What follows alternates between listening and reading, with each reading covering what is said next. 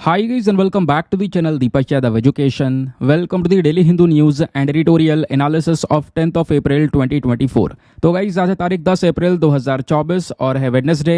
देखेंगे आज के द हिंदू कंप्लीट न्यूज़पेपर को एनालाइज करेंगे। बट लेक्चर में आगे बढ़ने से पहले अगर आपको इस लेक्चर का पीडीएफ चाहिए तो क्या करना है, सबसे पहले डाउनलोड करना है टेलीग्राम, देन उसके बाद जाके सर्च बॉक्स में टाइप करना दीपक यादव एजुकेशन यूपीएससी।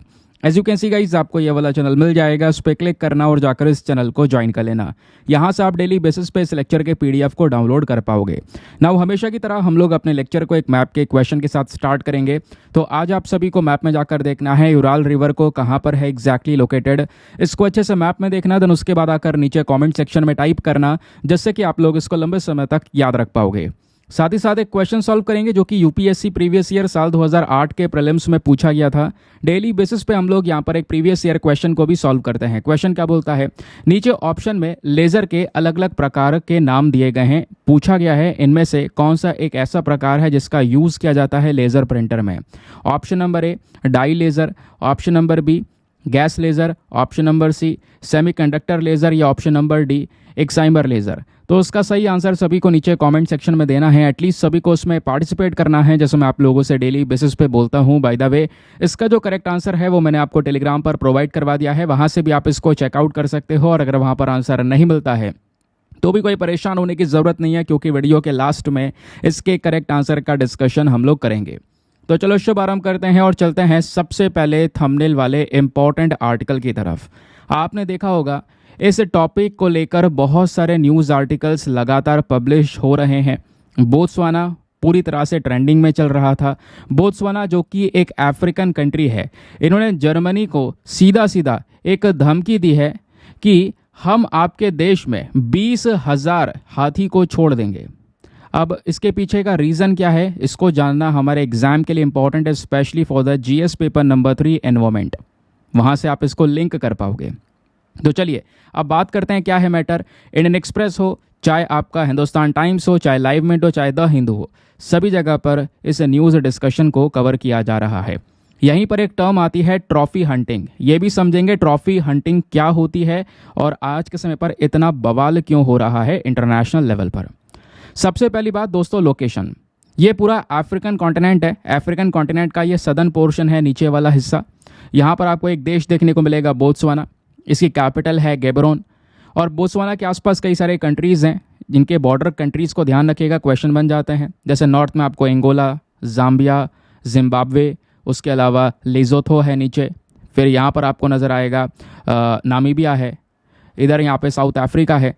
तो ये कुछ कंट्रीज़ इसके आसपास आपको नज़र आती हैं। ठीक है, ये लोकेशन ध्यान रखिएगा। अब दोस्तों होता क्या है, जब बात करते हैं बोत्सवाना की, बोत्सवाना सबसे ज़्यादा फेमस किस चीज़ के लिए है? एलिफेंट्स के लिए, हाथियों के लिए। अब दोस्तों हाथी में जो अफ्रीकन एलिफेंट है वो पूरे अफ्रीकन कॉन्टिनेंट में देखने को मिलते हैं। लेकिन अगर हम बात करें पूरे दुनिया की, पूरे दुनिया में सबसे ज़्यादा हाथी जो है वो बोत्सवाना के अंदर में पाए जाते हैं। अप्रॉक्सीमेटली अभी 1.3 लाख से ज़्यादा हाथी की संख्या बोत्सवाना में हमको नज़र आती है। ये बताना ज़रूरी है क्योंकि आगे इसका एक बहुत बड़ा कनेक्शन है। तो दोस्तों होता यह है, हाल ही में बोत्सवाना के जो प्रेसिडेंट हैं मोग्वेत्सी मसीसी, इन्होंने वेडनेसडे में यानी 3 अप्रैल की बात है, सीधा सीधा इन्होंने धमकी दी जर्मनी को कि हम आपके देश में 20,000 हाथी छोड़ देंगे। एक बार रह के देखो उनके साथ में, तब पता चलेगा। ये स्टेटमेंट क्यों दिया गया? ये स्टेटमेंट इसलिए दिया गया क्योंकि दोस्तों जर्मनी की साइड से भी एक कदम उठाया गया। जर्मनी ने ट्रॉफी हंटिंग को बैन करने के ऊपर यहाँ पे कह सकते हो बात की है, या ट्रॉफी हंटिंग के ऊपर में लिमिट्स लगाने की बात की है। अब सवाल यह है कि सर ये ट्रॉफी हंटिंग क्या होती है, जरा ये वाला टर्म भी जान लो। दोस्तों ट्रॉफी हंटिंग का मतलब होता है, सिंपल सी बात है, हंटिंग मतलब शिकार करना। तो ट्रॉफी हंटिंग में भी क्या कर रहे हैं, हम जंगली जानवरों को मारते हैं। जंगली जानवरों को शिकार किया जाता है, कोई खाने पीने के लिए नहीं। जंगली जानवरों का शिकार किया जाता है उनके बॉडी पार्ट्स के लिए, उनका हेड, हाइट, क्लॉज, ये सारी चीज़ों के लिए। अब जैसे हाथी का शिकार होता है ताकि जो उसकी टस्क है ना, जो दांत है, उसको यहाँ पर ले सके, तो उसको एज अ ट्रॉफी देखा जा रहा है। तो बेसिकली यहाँ पर एक हंटिंग का पूरा ये प्रोसेस है जिसमें यहाँ पे नाम दिया गया है ट्रॉफी हंटिंग। जो ट्रॉफी हंटर्स होते हैं ना, जो ये शिकार करते हैं, वो काफ़ी निर्दयता से, काफ़ी अलग अलग ऐसे मेथड्स का इस्तेमाल करके यहाँ पर हंटिंग करते हैं जिसका कोई आप अंदाज़ा नहीं लगा सकते। कहोगे ऐसा कर कौन रहा है, ऐसा कर कौन रहा है? और जर्मनी तो सही कर रहा है ना। जर्मनी तो ये कह रहा है ट्रॉफी हंटिंग के ऊपर लिमिटेशंस लगाएंगे हम, लेकिन बोत्सवाना जर्मनी को धमकी दे रहा है, भाई अगर आपने इसके ऊपर रोक लगाने की बात भी की आपके देश में हम खुद 20,000 हाथी छोड़ देंगे। अब यह समझना जरूरी है कि जर्मनी ऐसा क्यों कह रहा है और बोत्सवाना ऐसा क्यों कह रहा है, बोत्सवाना यहां पर क्यों इस हंटिंग को सपोर्ट करता है। तो दोस्तों बोत्सवाना एक ऐसा देश है जहां पे ट्रॉफी हंटिंग लीगल है, ठीक है, ध्यान रखिएगा, लीगल है, लॉफुल है, आराम से वहां पे ट्रॉफी हंटिंग की जाती है। लेकिन ये हंटिंग करता कौन है? ऊपर यूरोप से कई सारे लोग। देखो जो शौक होती है ना एक बहुत बड़ी चीज़ होती है। ऊपर यूरोप, यहाँ पर आपको दिख रहा होगा पीछे ये हल्का हल्का मैप आपको नज़र आ रहा होगा, बहुत सारे लोग हैं जिनके पास में बहुत बहुत पैसा है, अच्छी इकॉनमी है, तो वो लोग यहाँ पे शौक में कई लोग हंटिंग करना चाहते हैं, शिकार करना चाहते हैं, तो वो सीधा यूरोप से आते हैं कहाँ पर? बोत्सवाना में। बोत्सवाना में आकर कुछ पैसा देते हैं, पैसा देकर यहाँ पर ये शिकार करते हैं, ये हंटिंग करते हैं। हंटिंग करने के बाद में स्पेशली ज़्यादातर एलिफेंट्स को यहाँ पर ये मारते हैं, उनके दांत वगैरह ले जाते हैं वापस से यूरोप में। तो मैंने बोला ना शौक, उस चीज़ के लिए ये हंटिंग की जा रही है। तो कहोगे जर्मनी बीच में आता है, जर्मनी कहता है भैया ये तो कहीं ना कहीं वाइल्ड लाइफ के लिए खतरा है, एलिफेंट की पॉपुलेशन भी यहाँ पर कम हो जाएगी, इसे सरासर रोकना चाहिए। बोत्सवाना कहता है ऐसा कैसे आप रोक के दिखाएंगे, आपको ज़रूरत नहीं है इसको रोकने की। क्यों? क्योंकि बोत्सवाना की इकॉनमी के अंदर में एक कंट्रीब्यूशन मिल रहा है, क्योंकि बाहर से लोग आ रहे हैं बोत्सवाना के यहाँ पर पैसा खर्च कर रहे हैं, पैसा देकर हंटिंग कर रहे हैं, तो जो पैसा आ रहा है वो बोत्सवाना की इकॉनमी में जुड़ रहा है। दूसरी बात, बोत्सवाना की सरकार का कहना यह है कि हम इतने हाथियों से परेशान हैं, 1,30,000 के आसपास हाथी प्रेजेंट हैं इस एरिया में, जो कि ये कोई कम नंबर नहीं है। इसकी वजह से एलिफेंट ह्यूमन कॉन्फ्लिक्ट स्टार्ट हो रहा है। कई सारे जो लोकल पीपल हैं उनको कहीं ना कहीं हाथी के साथ में जब ये संघर्ष होता है तो अपनी जान गंवानी पड़ जाती है। तो ऐसे कई सारे रीजंस यहाँ पर बोत्सवाना की सरकार ने दिए। इन्होंने बोला हमारे जीडीपी में कुछ % का कंट्रीब्यूशन इस अमाउंट से होता है, तो हम क्यों चाहेंगे यहाँ पर ये ट्रॉफी हंटिंग रुक जाए, हम तो चाहेंगे ट्रॉफी हंटिंग होती रहे। एक समय था 2014 जब यहाँ पे ट्रॉफी हंटिंग बैन कर दी गई थी, बट थोड़े समय बाद यहाँ पर ट्रॉफी हंटिंग के ऊपर जो बैन है दोस्तों उसको हटा दिया गया। जैसे मैंने बोला इस हंटिंग को 2014 में बैन कर दिया था बोत्सवाना में, लेकिन 2019 में इसको हटा दिया क्योंकि एलिफेंट की पॉपुलेशन तेज़ी से इंक्रीज़ हो रही थी। तो इन्होंने यहाँ पर बोला कि ठीक है आप हंटिंग करो, इससे यहाँ पर क्या होगा, हमारे पास भी काफ़ी सारा पैसा जनरेट होगा। बट जर्मनी यहाँ पर बीच में आता है रोकने के लिए, लेकिन जर्मनी को धमकी दे दी गई हम आपके देश में 20,000 हाथी भेज देंगे, आप उन हाथियों के साथ में रह के देखो, तब पता चलेगा कि एग्जैक्टली क्या हो रहा है या हम किस चीज़ के साथ में गुजर रहे हैं। ये बात बोत्सवाना की साइड से मेंशन की गई। लेकिन यहीं पर आपका एक सवाल और होगा, क्या दुनिया में और लोग नहीं खड़े हुए इसका क्रिटिसिज्म करने के लिए? क्योंकि काफ़ी सारे लोगों को लग रहा होगा यार एक गलती तो है, बेफालतू में यहाँ पर हाथी को मारना, तो इसका क्रिटिसिज्म क्यों नहीं किया गया? कई सारी आलोचनाएं हुई दोस्तों। आलोचना में बोत्सवाना को कई बार लोगों ने यहाँ पर पूरी तरह से क्रिटिसाइज किया है। कहना यहाँ पर यह है कि ये बहुत गलत सोच है, क्योंकि यहाँ पर आप देखोगे हाथी हो सकता है कि यहाँ पर देखो अफ्रीका में कुछ और कंट्रीज उनको गिफ्ट दे दो। बोत्सवाना ने बोला ऑलरेडी हम 8,000 हाथी एंगोला को दे चुके हैं, एंगोला जो इसके ऊपर है, ताकि पॉपुलेशन को कंट्रोल किया जाए। 500 हाथी बराबर वाले देश में दे चुके हैं, लेकिन उसके बावजूद भी हाथियों की संख्या और ज़्यादा है। तो आप और भी दूसरे कंट्रीज़ को गिफ्ट कर सकते हो, जिसके बेसिस पर हाथी की जो पॉपुलेशन है वो जगह जगह पर पहुंचेगी। लेकिन दोस्तों यहाँ पर प्रॉब्लम यह है कि ये हंटिंग के ऊपर ही रुके हुए हैं। इसके अलावा कई सारे लोगों ने और सोल्यूशन दिया, भैया कॉन्ट्रासेप्शन का यूज़ कर लो जिससे पॉपुलेशन कंट्रोल हो जाए। उनका कहना यह है कि भैया 1,30,000 पॉपुलेशन है, कितना कॉन्ट्रासेप्शन का यूज़ किया जाएगा, वो फेल रहेगा पूरा प्रोग्राम, इनका ये कहना है। दूसरा, लोगों ने यहाँ पर बोला कि आप ये सही नहीं कर रहे हो, क्योंकि आपको भले ही कितना ही पैसा मिल रहा हो, कोई भी इंसान आ रहा है बाहर से $50,000 आपको दे रहा है एक हाथी को मारने के लिए, चलो ठीक है, लेकिन यहाँ पे थोड़ा बहुत जो आपके पास में पैसा आया, अगर आप उसका ओवरऑल पूरा कंट्रीब्यूशन देखोगे कोई ज़्यादा अमाउंट कंट्रीब्यूट नहीं हो रहा है। बोत्सवाना की इकोनॉमी में 0% कुछ प्रतिशत यहाँ पे अमाउंट कंट्रीब्यूट हो रहा है। तो अब 0% कुछ चीज़ों के लिए यहाँ पर आप वाइल्ड लाइफ एरिया को डिस्ट्रॉय नहीं कर सकते। इस तरीके से दोस्तों यहाँ पे काफ़ी ज़्यादा क्रिटिसिज्म भी हुआ। 0.03% का कंट्रीब्यूशन हुआ है इनके जीडीपी में उस अमाउंट से, तो ये थोड़ा ज़्यादा कम है, आप ऐसा कह सकते हैं। तो ये एज अ क्रिटिसिज्म के तौर पर देखने को मिला।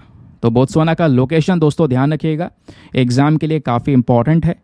बोत्सवाना में सबसे ज़्यादा हाथी की संख्या है पूरे दुनिया में, जैसे मैंने आपको बताया। यहाँ पे कुछ इंपॉर्टेंट नदियाँ भी आपको देखने को मिल जाएंगी, जैसे ऊपर है लिन्याती रिवर आपको नज़र आएगी, है ना। उसके अलावा ये पूरा मैप आपके सामने है। कालाहारी डेजर्ट भी आपको बोत्सवाना में इस तरीके से यहाँ पे नज़र आता है। क्लियर। चलिए इधर यहाँ पर आपको फ्रैंकिस्टाउन देखने को मिल जाता है। फ्रैंकिस्टाउन सॉल्ट पैन आपको यहाँ पे नज़र आएगा, जिसको लेकर कई सारी न्यूज़ आर्टिकल्स लगातार पब्लिश होते रहते हैं वैसे। चलिए नेक्स्ट आर्टिकल, अगला आर्टिकल हमारे द हिंदू अखबार में है। एग्ज़ाम के लिए इंपॉर्टेंट है, स्पेशली हेल्थ के पर्सपेक्टिव से, स्पोर्ट्स के पर्सपेक्टिव से। क्या बात की जा रही है? रिपोर्ट आई है जिसमें मेंशन किया गया है कि इंडिया अभी भी डोप पॉजिटिव केसेस में लीड कर रहा है। दोस्तों होता क्या है, आपने डोपिंग का नाम सुना होगा। डोपिंग मतलब क्या होता है? कुछ ऐसी दवाइयाँ, कुछ ऐसी चीज़ों का, कुछ ऐसे सब्सटेंसेस का यूज़ करना जिससे बॉडी में एनर्जी तेज़ी से बढ़ जाए। लेकिन उन सब्सटेंसेस के ऊपर में रिस्ट्रिक्शंस लगे हुए होते हैं, रोक लगी हुई होती हैं, लेकिन फिर भी उसका यूज़ किया जाता है। अब ये यूज़ करने वाले कई सारे एथलीट्स होते हैं, ओलंपिक्स के अंदर में यहाँ पर वो यूज़ करते हैं, लेकिन ओलंपिक्स में इनका यूज़ करना इलीगल है, अवैध है। और इसका यूज़ ना हो ऐसे केसेस को टैकल करने के लिए बॉडी है इंटरनेशनल लेवल पर, जिसका नाम आपको दिख रहा होगा, world anti doping agency. World anti doping agency इस प्रकार के केसेस को हैंडल करती है। इसके साथ साथ हमारे देश के अंदर भी एक बॉडी है जिसका नाम है नाडा। नाडा और वाडा ध्यान रखिएगा, वाडा मतलब वर्ल्ड एंटी डोपिंग एजेंसी, नाडा मतलब नेशनल एंटी डोपिंग एजेंसी। तो दोनों बॉडीज़ हैं, लेकिन उसके बावजूद भी दोस्तों इंडिया ऐसे केसेस में टॉप कर रहा है। अभी भी इंडिया में बहुत सारे केसेस ऐसे नज़र आए हैं जहां पर डोपिंग हो रही है, ये बात यहां पर बताई गई। नाउ अब अगर हम एग्जामिनेशन के पॉइंट ऑफ व्यू से कुछ चीज़ें पढ़ें, स्पेशली फॉर द प्रीलिम्स, तो इन छोटी छोटी बॉडीज़ के बारे में बहुत आराम से क्वेश्चंस पूछे जाते हैं दोस्तों। तो एंटी डोपिंग एजेंसी के बारे में पहले हम बात करेंगे, जिसमें है वाडा, वर्ल्ड एंटी डोपिंग एजेंसी। तो ये जो बॉडी है इसको 1999 में बनाया गया था, एक इंटरनेशनल इंडिपेंडेंट एजेंसी के तौर पर, जिसका मेन काम होगा स्पोर्ट में, जो ये खेल कूद है, जो ओलंपिक्स गेम है या कोई और गेम्स हो रहे हैं, उसमें डोपिंग का डी भी ना हो या डोपिंग का बिल्कुल इस्तेमाल ना हो। जितने स्पोर्ट्स हो, भाई स्पोर्ट्स को एक तरफ हम देखते हैं ये लोगों की हेल्थ के लिए काम करता है ना, लोगों की हेल्थ को इंप्रूव करता है, दूसरी तरफ इस प्रकार के सब्सटेंसेस यूज़ किए जा रहे हैं, दवाइयाँ यूज़ की जा रही हैं बॉडी के अंदर में थोड़े समय के लिए, वो भी, तो ये कहाँ से हेल्दी हो गया? तो उन चीज़ों को कंट्रोल करने के लिए वाडा बनाया गया। इसका मेन मकसद है कि जितने भी ये डोपिंग के खिलाफ नियम कानून हैं, नीतियां हैं, पॉलिसीज़ वगैरह हैं, इसको लेकर आना, इनको साथ में लेकर चलना और सभी के सभी प्रोग्राम्स को यहाँ पर मॉनिटर करना, देखना रूल्स एंड रेगुलेशन सही तरीके से इंप्लीमेंट हो रहे हैं या नहीं हो रहे हैं। तो ये है वाडा।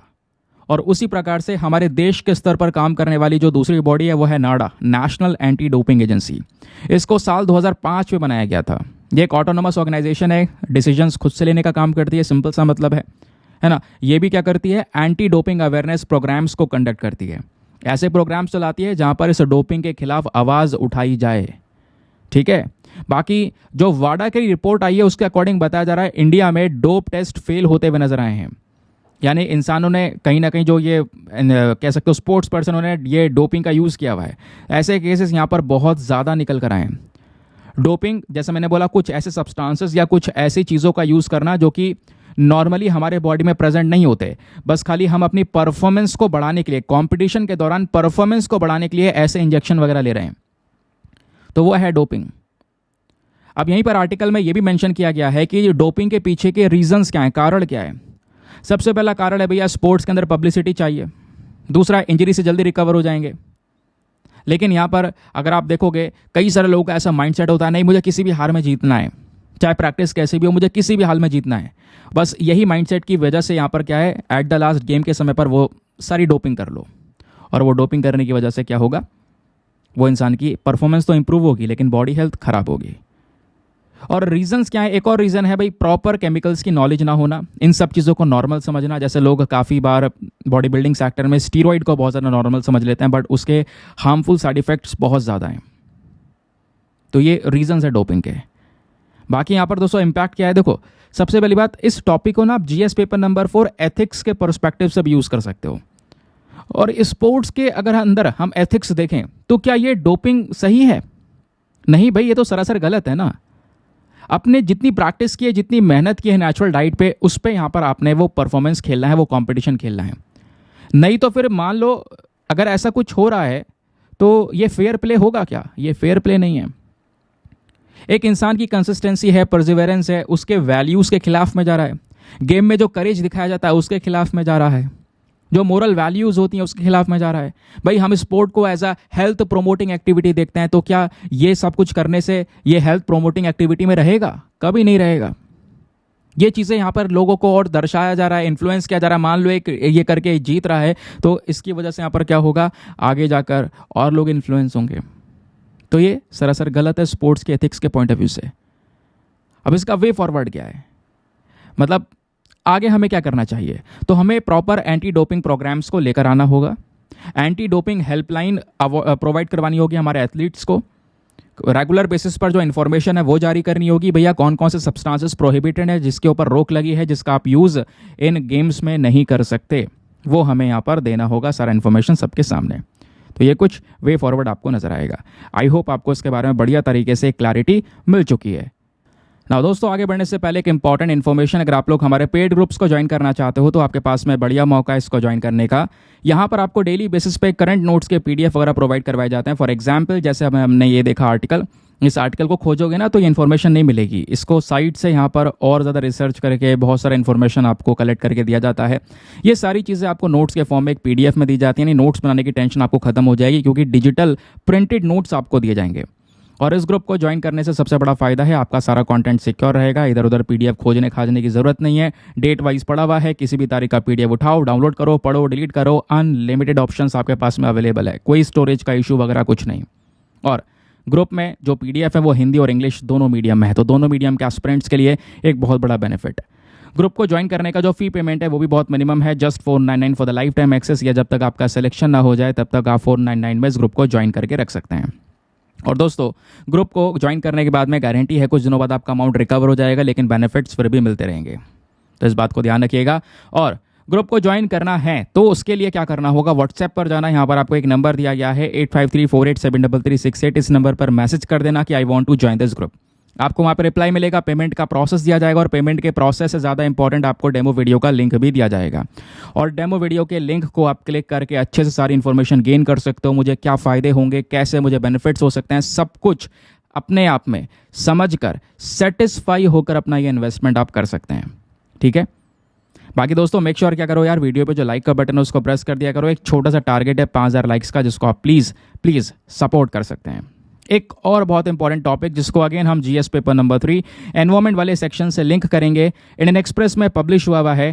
पहली बार 210 आर्टिफिशियल रीफ्स को इंस्टॉल किया जा रहा है, कहाँ पर, वर्ली के अंदर में, मुंबई की बात की जा रही है, वर्ली कोलीवाड़ा।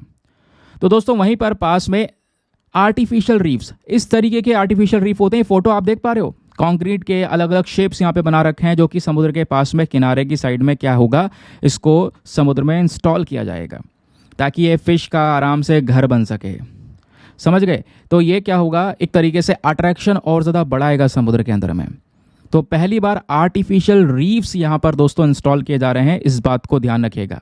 चलिए आपको डिटेल से इसके बारे में बताता हूँ। अच्छा एक मिनट, और डिटेल से बताने से पहले दोस्तों आपको पता ही है यार, वीडियो पिछले 3-4 दिनों से काफ़ी लेट हो रहा है। उसके पीछे का रीज़न मैं आपको ऑलरेडी बता चुका हूँ। मेरी हेल्थ इस समय पर बिल्कुल अच्छी नहीं है, मेरा जो कह सकते हो नींद का कोटा है ना वो बहुत ही ज़्यादा ख़राब हो चुका था, बहुत ज़्यादा। तो मैं कई सारी जगह पर मैंने दिखाया भी है, तो उस रिकमेंडेशन यही है कि यार थोड़ा सा यहाँ पर मुझे मतलब जो स्लीप है उसको इम्प्रूव करना पड़ेगा, तभी यहाँ पर हेल्थ सही रह पाएगी। ठीक है, बीच में आप देख पा रहे होंगे एनर्जी बिल्कुल ख़त्म हो चुकी थी। अभी क्या हो रहा है, चीज़ें थोड़ी सी रिवाइव हो रही हैं, है ना। बाकी यार मुझे पता है परेशानी आपको हो रही है, बहुत ज़्यादा हो रही है, उसके लिए मैं माफ़ी चाहूँगा। मैं भी यार कुछ नहीं कर पा रहा, क्योंकि अगर ऐसे कंटिन्यू करता रहूँगा तो सिचुएशन ये हो जाएगी कि आने वाले समय पर फिर वीडियो ही नहीं आ पाएंगे या बहुत दिक्कत से आएंगे, दिक्कत और बढ़ जाएगी। इससे अच्छा अभी के समय पर, अभी स्टार्टिंग टाइम में थोड़ा सा रिकवर कर लिया जाए, अभी के समय पर हेल्थ सही हो जाएगी तो आगे जाके वीडियोज़ आप रेगुलर कंटिन्यू कर पाऊँगा, है ना। तो मेरी बात कई सारे लोग समझ गए हैं, लेकिन कई सारे लोग यार फिर भी बहुत सारे नीचे कमेंट में गाली गलौज करते रहते हैं, तो वो चीज़ यार सही नहीं है। क्योंकि फिर मैंने भी यार वो सब देखा, मैंने भी यहाँ पे सोचा कि आप लोगों से ये पूछ के देख लेता हूँ, फिर क्या मैं 2-4 दिन रेस्ट ले रहा हूँ, है। अगर 2-4 दिन मैं रेस्ट ले लूँ, 2-4 दिन अगर मैं वीडियो ना डालूँ तो आप रह लोगे, मतलब ये कवर कर लोगे जो डेटा है, बताओ। आप इधर उधर से थोड़ा सा यहाँ पर पढ़ लेना, है ना। बाकी मैं कोशिश करूँगा कि सारा डिटेल्स अपलोड करूँ, क्योंकि फिर यार वीडियो में काफ़ी लेट हो रहा है, और काफ़ी लेट होने के बाद में जो कमेंट्स आते हैं उसको देखने से अच्छा तो यही लग रहा है कि यार ब्रेक ही ले लिया जाए, है ना। तो आप बता सकते हो नीचे कमेंट सेक्शन में। वैसे मैं ज़्यादातर कमेंट्स इग्नोर ही कर देता हूँ यार, कि मैं सोचता हूँ यार चलो उन्हें भी नहीं पता होगा यार, है ना, कि मैंने किसी वीडियो में बताया है क्या हो रहा है क्या नहीं हो रहा है ना। तो हेल्थ भी यहाँ पर थोड़ी सी मैटर करती है, वो मुझे पहले समझ में नहीं आया, बट आज समझ में ज़रूर से आ रहा है यार। तो दिक्कतें हैं थोड़ी सी, बट मैं कोशिश करूँगा चीज़ें धीरे धीरे रिवाइव किया जाए। मैं कोशिश करता भी हूँ, लेकिन फिर आपको पता ही है ना यार, फैमिली भी होती है, फिर वो चीज़ वो भी रोकते हैं कि यार जब ऐसा कुछ है तो नहीं करना चाहिए, थोड़ा सा यहाँ पे रेस्ट लेना ज़रूरी है। बट मैं फिर भी यहाँ पर वीडियो थोड़ा सा कंटिन्यू कर पा रहा हूँ। वीडियो में मैं ज़्यादा मतलब अभी तक गैप ने तो नहीं होने दिया है, गैप होने के कई सारे चांसेस आ चुके हैं, बट ऐसा होने नहीं दिया है। मैं कोशिश कर रहा हूँ इंपॉर्टेंट चीज़ें कवर करूँ। और दोस्तों, जहाँ पे लोगों को लग रहा है कि सर इस दिन का ये वाला आर्टिकल तो आपने छोड़ दिया है, तो आप फिक्र बिल्कुल ही मत करना। जैसे ही मैं थोड़े से लंबे वीडियोस रिकॉर्ड करने शुरू करूंगा, मैं तुरंत हर एक चीज़ को ऐड करता हुआ चलूँगा। सारी चीज़ें मेरे पास लिखी हुई होती हैं, भाई आज का क्या कंटेंट मैंने छोड़ दिया है जो इंपॉर्टेंट है और मैंने नहीं पढ़ाया है, मैं आपको दिखा दूंगा किसी दिन। सारी चीज़ें मेरे पास में नोट रहती हैं, ठीक है। तो उसकी टेंशन ना लो यार, क्योंकि इतने सारे लोग मेरे साथ में जुड़ चुके हैं। सीरियसली यहाँ पर फॉलो करने वाला एस्पिरेंट है जो 2 साल से फॉलो कर रहे हैं। लास्ट ईयर प्रीलिम्स उन्होंने दिया था, प्रीलिम्स क्लियर किया था। ऐसे कई सारे लोग को जानता हूँ, तो मुझे भी यहाँ पर काफ़ी टेंशन रहती है यार। दूसरी बात, कई सारे लोगों का कहना यह है कि अब इतने सब्सक्राइबर हो गए, ये हो गया, चैनल बढ़ गया, इसलिए यहाँ पर ढील छोड़ दिया। ऐसा कुछ भी नहीं है। सब्सक्राइबर बढ़ गए तो वो अभी आप देख पा रहे होंगे, वीडियो लेट आ रहा है तो वीडियो की रीच भी तो कम हो गई है ना। वीडियो की रीच कम हो गई है, सब्सक्राइबर्स वगैरह सब कुछ यहाँ पर डाउन है, रेवेन्यू वगैरह सब कुछ यहाँ पर डाउन है, ख़त्म सा है सब कुछ। तो उसमें तो नुकसान मेरा ही है ना, है ना। ये बात आप लोग थोड़ा सा समझ जाओ तो सही रहेगा। वैसे कई सारे लोग, जैसे मैंने बोला, बहुत सारे लोग मुझे समझते हैं यार। बहुत सारे लोग, कुछ कहने की ज़रूरत नहीं है, लेकिन वो यहाँ पर अपने आप ही इन चीज़ों को समझते हैं। मेरे पास में पर्सनली टेलीग्राम पर मैसेजेस करते हैं, ठीक है। बट ये कुछ ही लोगों के लिए है, वो आप समझ रहे हो कौन है। क्योंकि यार हर चीज़ सही है, बट कोई गलती ना की हो लेकिन ऊपर से आपको गाली गलौज चल रही हो, तो वो चीज़ यहाँ पर सही नहीं लगती है ना। बस यार वीडियो थोड़ा सा लेट ही तो है, थोड़ा सा शेड्यूल एडजस्ट कर लो यार, आप भी यूपीएससी एस्पिरेंट हो। चलिए आगे आते हैं, खैर बहुत बातें हो गई। तो यहाँ पे बात हो रही है, मुंबई पहला 210 आर्टिफिशियल रीफ्स को इंस्टॉल करने वाला है, जिसको लेकर हमारे पास में न्यूज़ आ चुका है। अब जो दोस्तों आर्टिफिशियल रीफ है, इस तरीके के यहाँ पर रीफ्स को बनाया जाता है।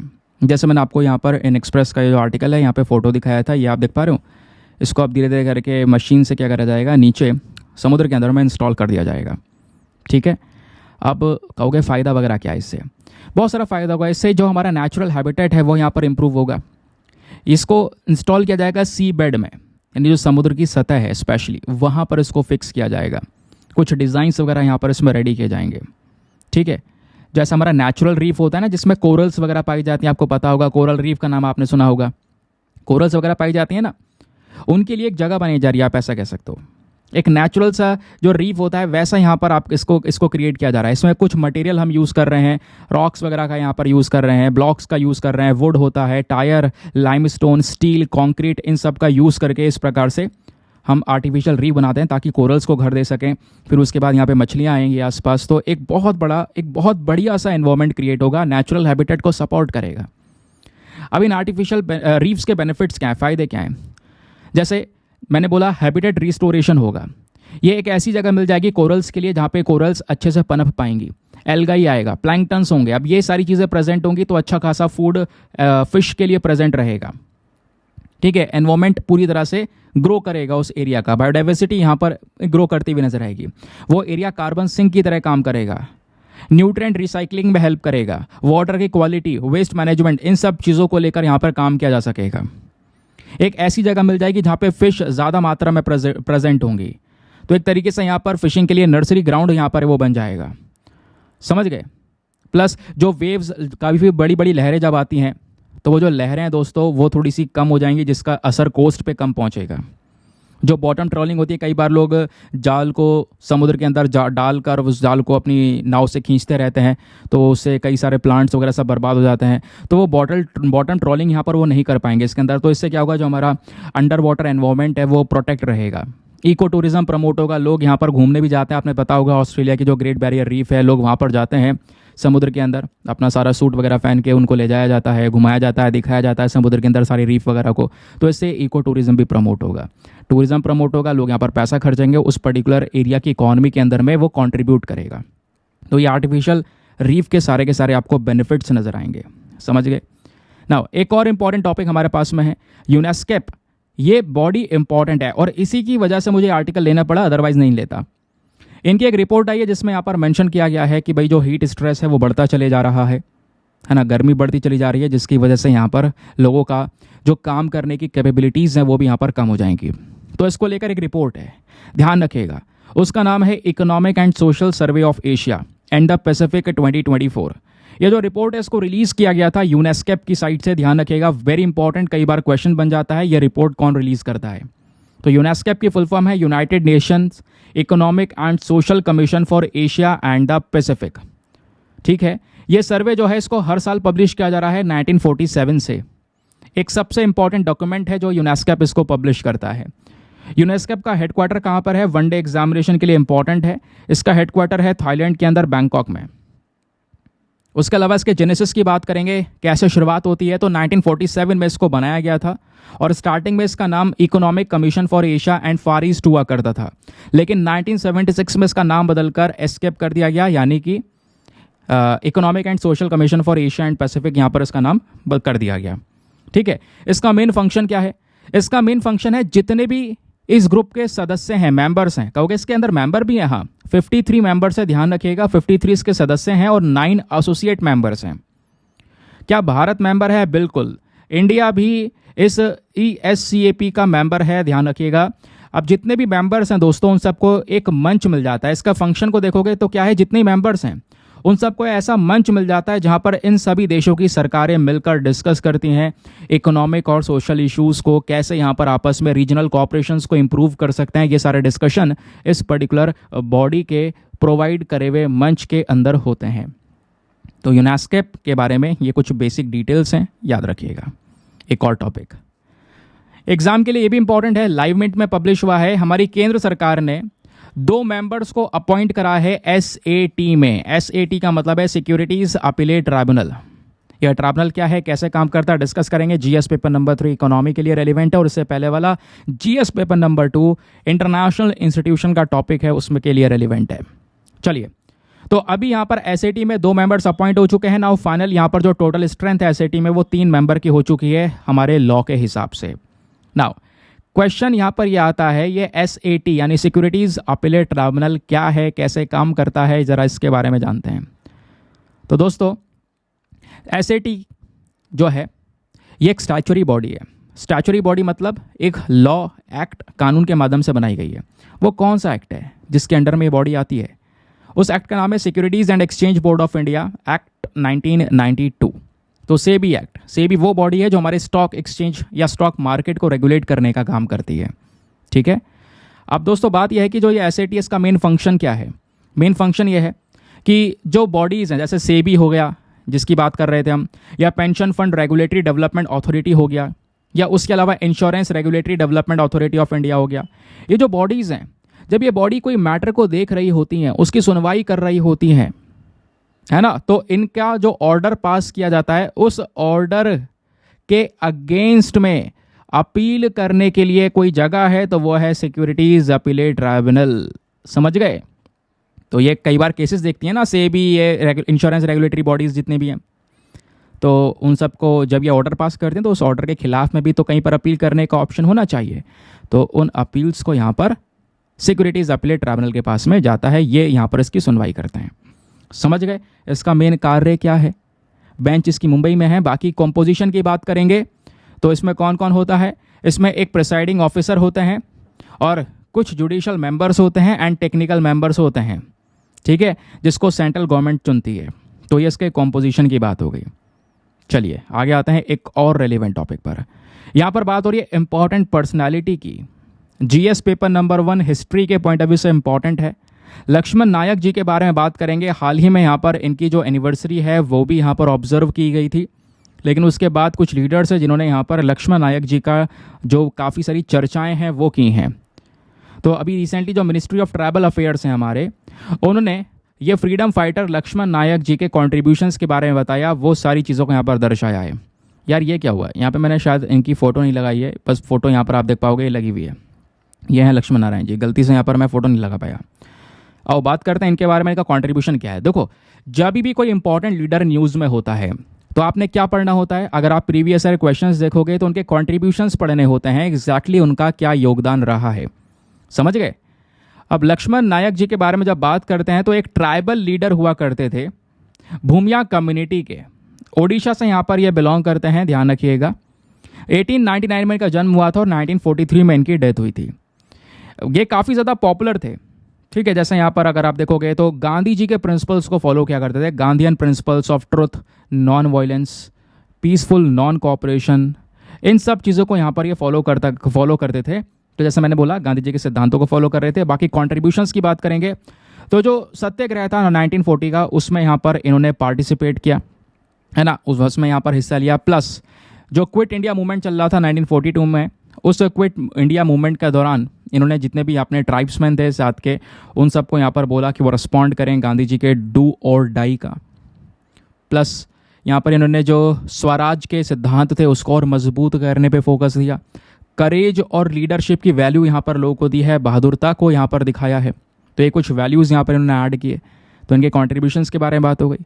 तो लक्ष्मण नायक जी के बारे में के कुछ बेसिक डेटा प्लीज़ ध्यान रखिएगा। ये ऐसे लीडर्स हैं जिनकी चर्चाएं नहीं होती हैं, बहुत कम होती है, काफ़ी सारे लोग नहीं जानते हैं। तो और ऐसे लीडर्स को लेकर क्वेश्चंस बनते भी बहुत सारे हैं, समझ गए। चलिए एक और टॉपिक एग्जाम के लिए जिसको अगेन हम जीएस पेपर नंबर 3 एनवायरमेंट के पॉइंट ऑफ व्यू में रखेंगे। बात है एक रिपोर्ट की डाउन टू अर्थ की, जिसमें मेंशन किया गया है साउथ अफ्रीका के लायंस के बारे में। तो लायन को लेकर साउथ अफ्रीका ने एक बड़ा इनिशिएटिव लिया है। साउथ अफ्रीका जो कि बेसिकली यहाँ पर बोत्सवाना के नीचे, अभी हम बात कर रहे थे ना स्टार्टिंग में जो थंबनेल वाला आर्टिकल डिस्कस किया था, बोत्सवाना के बारे में डिस्कस किया था, यह है बोत्सवाना। नीचे इसके जस्ट आपको साउथ अफ्रीका देखने को मिलेगा। तो साउथ अफ्रीका ने डिसाइड किया है कि जो लायंस की कैप्टिव ब्रीडिंग करते हैं, उनके नेचुरल हैबिटेट से अलग एक जगह पर इनको रख कर इनकी ब्रीडिंग की जाती है, उन सबको ये ख़त्म करेंगे। ट्रॉफी हंटिंग के कंसर्न्स को देखते हुए, प्लस इन्हीं लायन की जो हड्डियां होती हैं दोस्तों, इनका इस्तेमाल किया जाता है चाइनीज़ मेडिसिन के अंदर में। तो इन सब चीज़ों के ऊपर रोक लगाने की बात की है साउथ अफ्रीका ने। तो ये न्यूज़ इतनी काम की नहीं है एग्जामिनेशन के लिए। इसमें जो काम का पोर्शन निकल कर आया है वो है यहाँ पर ये लायन। इनके बारे में आपने पता होना चाहिए। लायन आपको दो प्रकार के देखने को मिलते हैं पूरे वर्ल्ड में। वो है एक अफ्रीकन लायन जो अफ्रीका में पाया जाता है, और दूसरे एशियाटिक लायन जो भारत में पाए जाते हैं, स्पेशली गुजरात के अंदर गिर नेशनल पार्क में। ठीक है, पता होना चाहिए वो एशियाटिक लायन है, क्योंकि इंडिया भी एशिया में आता है, बस खाली इस तरीके से ध्यान रखना। तो अब चलिए बात करते हैं। आज के समय पर लायंस की दो स्पीशीज हैं, एक है अफ्रीकन लायन जिसका साइंटिफिक नेम है पैंथेरा लियो, और दूसरा है एशियाटिक लायन जिसका साइंटिफिक नेम है पैंथेरा लियो पर्सिका। ठीक है, अब आगे आते हैं।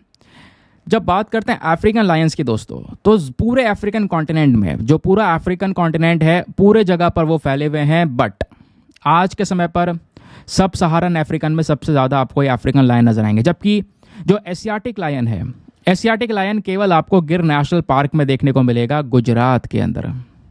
ये दोनों ही जो स्पीशीज़ हैं ये काफ़ी सिमिलर, एक जैसी लगती हैं, लेकिन कुछ कुछ फ़र्क है। जैसे जब बात करते हैं इन लायंस में मेल वाले लायंस की, तो जो मेल एशियाटिक लायन है दोस्तों वो थोड़ा सा ज़्यादा डार्क है, प्लस थोड़ा सा साइज़ में छोटा है as compare to the African Lions.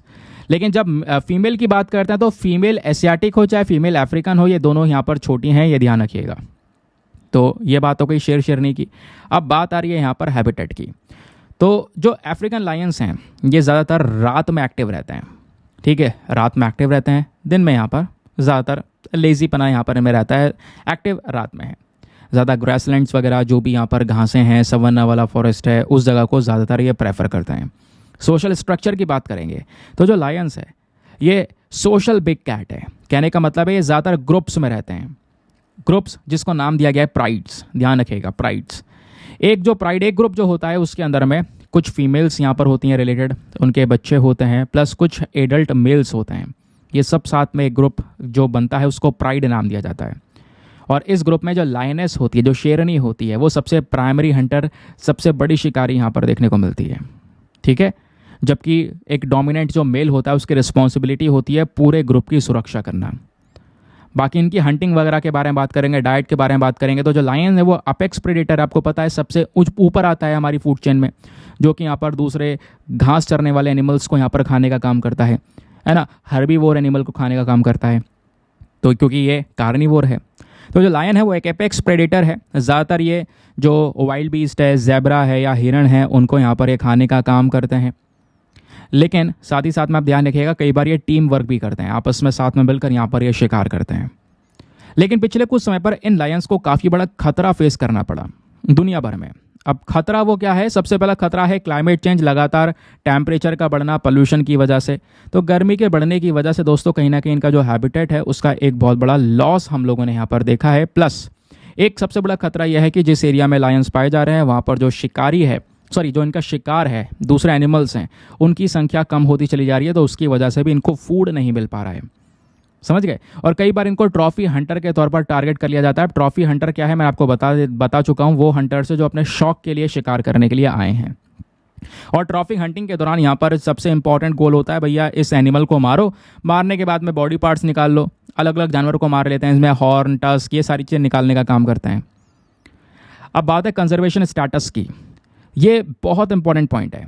African elephant को IUCN के अंदर में रखा गया है वल्नरेबल कैटेगरी में। अफ्रीकन एलिफेंट बोल रहा हूँ, सॉरी, अफ्रीकन लायन। तो वल्नरेबल कैटेगरी में, खतरे में है। ट्रेड के मामले में देखोगे तो अपेंडिक्स 1 में है, इतना आसान नहीं है इसका व्यापार कर पाना। प्रोटेक्शन में आप देखोगे तो शेड्यूल 1 के अंदर में कवर किया गया है, यानी कि कह सकते हो कि इसको हाई प्रोटेक्शन प्रोवाइड करवाई गई है, यानी कि इसको जो है शिकार वगैरह करना इतना ज़्यादा आसान यहाँ पर नहीं है। बाकी साउथ अफ्रीका कुछ इनिशिएटिव्स ऑलरेडी उठा रहा है, वो इनिशिएटिव्स क्या हैं वो हमने भी डिस्कस कर लिया। तो चलिए एक और इम्पॉर्टेंट आर्टिकल पर आते हैं, ये भी काफ़ी ज़्यादा इंपॉर्टेंट है, इसको लेकर UPSC ऑलरेडी यहाँ पर एक प्रश्न पूछ चुका है 2022 में। योगा महोत्सव के बारे में बात करेंगे। PIB का आर्टिकल है, मिनिस्ट्री ऑफ आयुष ने डायरेक्टली पब्लिश किया है, तो सरकारी डेटा है। कई बार PIB से डायरेक्टली उठाकर प्रश्न दे दिए जाते हैं, आपने देखा होगा। तो योगा महोत्सव, इंटरनेशनल डे ऑफ योगा दोस्तों यहाँ पर आने वाला है, जिसके बारे में बात हो रही है। अब क्या बात हो रही है आओ मैं आपको डिटेल से बताता हूँ। तो हाल ही में योगा महोत्सव का वैसे सेलिब्रेशन होता है, कहाँ पर? पुणे के अंदर में। अब क्या है, इंटरनेशनल डे ऑफ योगा का काउंटडाउन शुरू हो चुका है, क्योंकि आपको पता होना चाहिए हमारे यूनाइटेड नेशन ने 21 जून को as a international day of yoga declare कर रखा है 2014 में ही। तो 2014 से लगातार हर साल 21 जून को इंटरनेशनल डे ऑफ योगा हम सेलिब्रेट करते हैं। अभी जो रिसेंट एक इवेंट हुआ था उसमें भी यहाँ पर कई सारे पार्टिसिपेंट्स थे जो कि यहाँ पर योगा को परफॉर्म करते हैं कंप्लीट रिथम में एक साथ मिलकर। जो हाल ही वाला इवेंट है ऑर्गेनाइज किया था मिनिस्ट्री ऑफ आयुष ने, ठीक है। बाकी आप ध्यान रखना, जो इंटरनेशनल डे होता है योगा का वो हर साल 21 जून को सेलिब्रेट किया जाता है। 21 जून हमारे पूरे साल का सबसे बड़ा दिन या सबसे लंबा दिन होता है, ये बात ध्यान रखना है दोस्तों, सबसे लंबा दिन होता है। सबसे पहला जो इंटरनेशनल योगा डे है इसका सेलिब्रेशन हुआ था, इसको ऑर्गेनाइज किया गया था न्यू दिल्ली के अंदर राजपथ में। तारीख थी वही 21 जून 2015। योगा आपको पता है बहुत पुराने ज़माने से यहाँ पर फॉलो किया जाता है फिजिकल मेंटल पीस के लिए। इंडिया में यहाँ पर यह ओरिजिनेट हुआ। जो ये वर्ड है योगा, ये संस्कृत से निकल कर आता है, इसका मतलब है जॉइन और टू यूनाइट, है ना। ये बेसिकली यहाँ पर union of body and consciousness को यहाँ पर दर्शाता है। बाकी आपको पता है कई सारी जगह पर स्टडीज़ में प्रूव किया जाता है योगा से कई सारे यहाँ पर हेल्थ बेनिफिट्स हैं। कई बार कई बड़ी बड़ी एक्सरसाइज के कंपैरिजन में योगा ज़्यादा बेनिफिशियल माना जाता है। और जैसे मैंने बोला हर साल 21 जून को यहाँ पर यह योगा डे सेलिब्रेट करते हैं। 21 जून हमारे पूरे साल का सबसे लंबा दिन होता है। सबसे लंबा दिन होने के पीछे का रीज़न क्या है?